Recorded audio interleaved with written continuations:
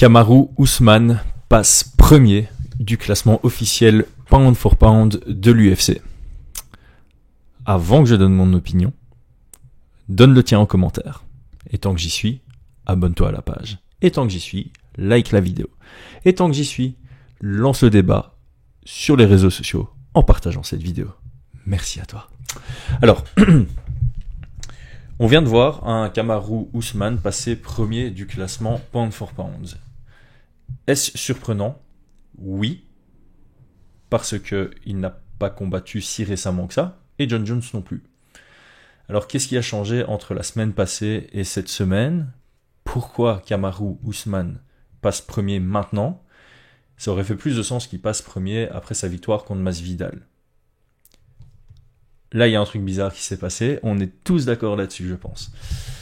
Ce qu'il faut comprendre, parce que je me suis un tout petit peu renseigné, c'est que l'UFC utilise évidemment ses rankings d'un point de vue marketing. Usman combat bientôt contre Colby Covington. Jon Jones, rien de prévu. Donc ça fait peut-être sens à ce niveau-là, d'un point de vue marketing, de le faire passer en premier. Est-ce intègre? C'est une toute autre question.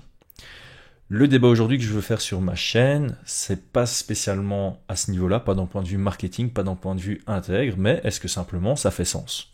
Est-ce que pour toi, est-ce que pour moi, Usman mérite d'être premier à ce classement? Alors, avant de commencer, on va parler du ranking UFC pound for pound. Les seuls renseignements qu'ils donnent sur leur site, c'est que le classement est défini par des membres du média, du monde du média qui tourne autour du MMA. Ils envoient tous leur classement et puis ils font une agrégation et ça donne le classement pound for pound et le classement de tous les rankings. Apparemment, il y a des membres de la MMA sphère, des journalistes qui ont refusé de participer à ça, justement parce qu'ils savent que ça contribue à l'aspect marketing du MMA et que du coup ça a un impact sur les salaires des combattants. Je sais, ça allait chercher loin, mais ça prouve juste que il faut pas tellement tenir compte de ce classement parce que l'UFC l'utilise de manière marketing. Le problème, je sais pas si c'est le bon mot, mais les fans utilisent ça pour faire débat. Alors moi de base j'aime pas ce genre de débat parce que il n'y a pas de bonne réponse et j'aime pas trop les discussions qui sont peu concrètes. Honnêtement, je n'aime pas parce qu'on peut en débattre, le débat peut être intéressant. La meilleure réponse à laquelle on peut arriver, c'est ok, je comprends ton point de vue mais je change pas le mien, ou je comprends ton point de vue, je change le mien, mais il y a personne qui a réellement raison en soi. Ce classement va dépendre de chacun, c'est ultra subjectif, parce que les critères que moi je vais utiliser ne sont pas les mêmes critères que toi tu vas utiliser. Le poids que j'utilise sur un critère par rapport à un autre ne sera pas le même poids que toi tu utilises sur un critère par rapport à un autre. Même si on utilise les mêmes critères et qu'on fait un classement de critères, ce critère est plus important que celui-là, que celui-là, que celui-là, on risque encore d'arriver à une réponse différente. Parce qu'il y a des critères qui n'ont pas d'indicateur numérique. Je prends un exemple. Si on prend le palmarès, c'est numérique. On peut dire, voilà, 26-1 pour Jon Jones, Kamaru Usman 19-1, Jon Jones est meilleur, parce qu'il a un meilleur palmarès. Et après, tu vas vouloir aller plus loin. Oui, mais qui est-ce que Jon Jones a affronté ?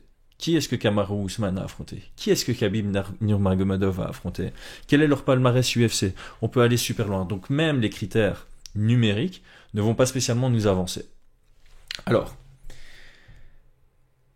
comment est-ce qu'on définit un classement pound for pound? Logiquement, qu'est-ce que ça veut dire? Ça veut dire qu'on veut comparer des athlètes qui ne sont pas dans les mêmes divisions de poids et qui du coup vont jamais s'affronter. A priori, moi j'ai toujours dit ça, quelqu'un qui va gagner des ceintures dans 2 divisions de poids différentes, c'est un gros argument pour le classement pound for pound, parce que ça veut dire qu'il se teste en pound for pound, littéralement. Bref, ici, difficile d'aller plus loin. Est-ce que l'activité rentre en jeu? Parce que Jon Jones est inactif, alors est-ce que ça a du sens de le descendre dans ce classement? L'UFC dit que effectivement les médias ne peuvent faire de vote que sur les combattants actifs, mais John Jones est encore dans le classement, donc est-ce que sa petite inactivité récente le fait descendre? Ça n'a pas spécialement de sens, parce que si on parle de skills for skills, de pound for pound, si on parle de qualité de combattant, ben, soit tu es dans le classement, soit tu n'y es pas. Si on décide de te sortir, c'est parce que tu es complètement inactif. Mais si on décide de te mettre dans le classement, on te fait pas perdre des points parce que tu as été moins actif qu'un autre récemment. Soit tu es dedans, soit tu n'es pas dedans. Pour moi, ça doit être blanc ou noir. Ça, c'est la première chose. Une fois qu'on décide de te mettre dedans, qu'est-ce qu'on regarde? Est-ce qu'on regarde toute ta carrière? Est-ce qu'on regarde toute ta carrière à l'UFC? Est-ce qu'on regarde juste tes dernières performances? Est-ce que tes dernières performances ont plus de poids que celles de bien avant? C'est toutes des questions auxquelles répondre avant d'établir ce genre de classement. Parce que clairement, moi je suis amplement d'accord. Si on regarde les 3 dernières performances, ou que les 3 dernières performances ont plus de poids que celles d'avant, pour moi clairement Ousmane a été plus impressionnant que John Jones. Est-ce qu'il est meilleur parce qu'il a été plus impressionnant? C'est une autre question à laquelle répondre. Est-ce que le fait que tu claques des KO sur le meilleur de ta division est plus impressionnant que juste gagner à la décision? A priori, oui.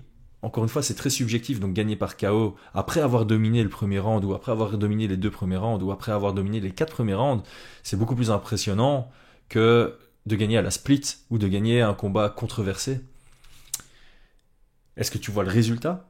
Est-ce que tu vois la performance? Parce que normalement, pound for pound, ça veut dire, prends Kamaru Usman, imagine-le à 93 kilos, avec ses attributs physiques qu'il a en 77, en 77, fait le combat contre John Jones, est-ce qu'il gagne? Normalement, c'est ça la réponse.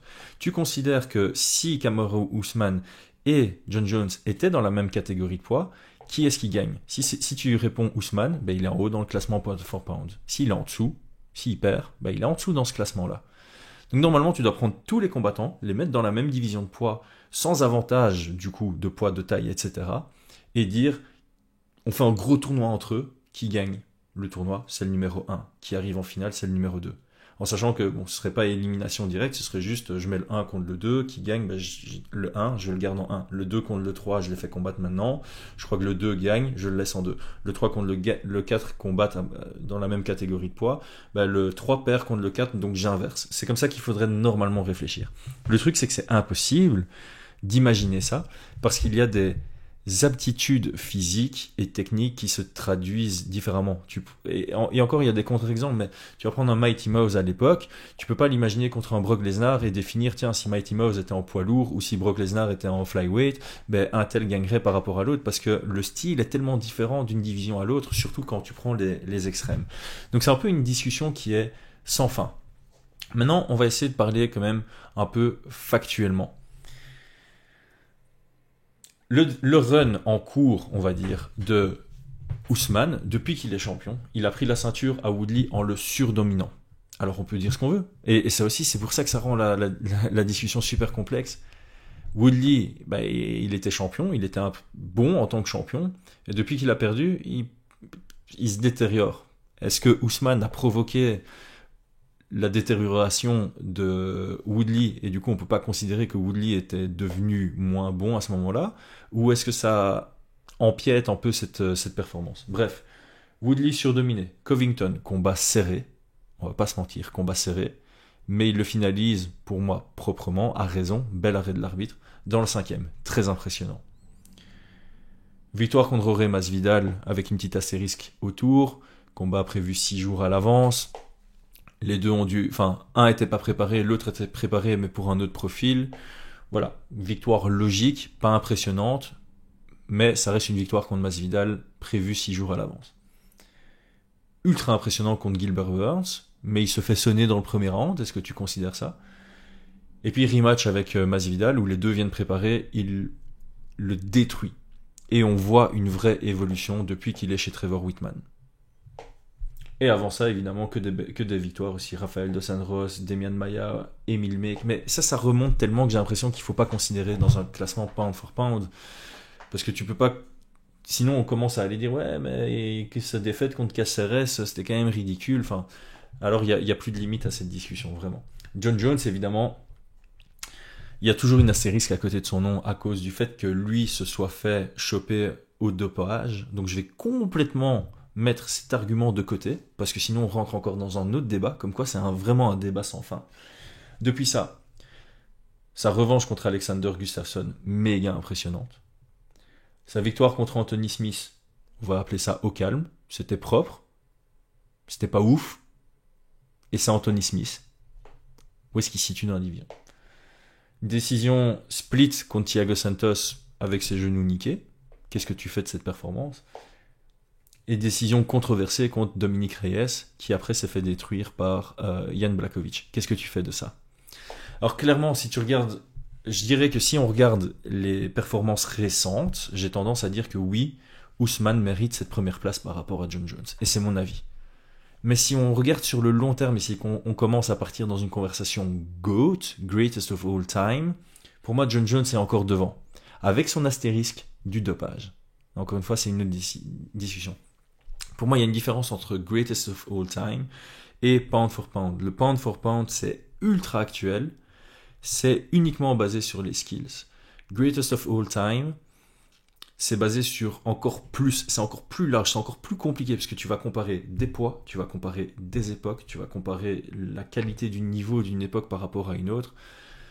Et donc je vais pas en parler maintenant, même si j'ai mon opinion, c'est que Georges Saint-Pierre reste le numéro 1 à ce niveau-là. Devant les Khabib, devant Jones, devant Mighty Mouse, devant Anderson Silva. Voilà. Mais bon, c'est un débat sans fin. Tu peux toujours dire quel est ton classement GOAT, mais ça c'est vraiment, vraiment compliqué comme discussion. À très bientôt, c'était Chris Gunnacht.